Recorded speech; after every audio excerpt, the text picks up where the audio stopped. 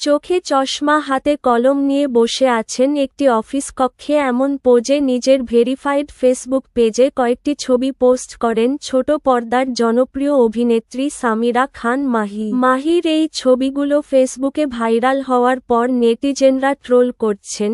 অনেকেই তাকে পর্নস্টার মিয়া খলিফার সঙ্গে তুলনা করে বলছে বাংলাদেশের মিয়া খলিফা।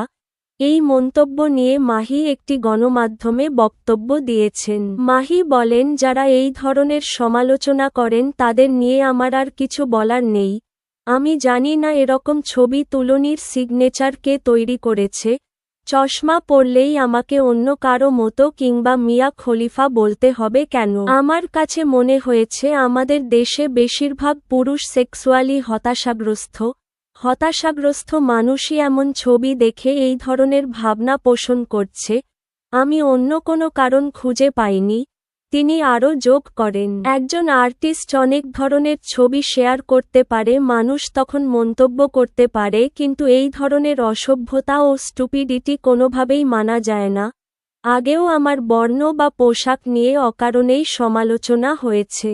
শুধুমাত্র একটা রিডিং গ্লাস নিয়ে কেন নেগেটিভ মন্তব্য হচ্ছে তা আমি বুঝি না। আমি যে ছবি তুলেছি সেটার উদ্দেশ্য মিয়া খলিফার সঙ্গে তুলনা করা নয়।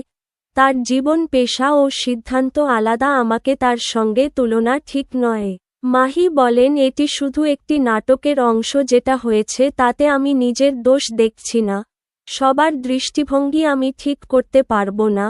ভাইরাল হওয়া ছবিগুলো সুইট কলিগ নামক নাটকের অংশ, যা শীঘ্রই মুক্তি পাবে।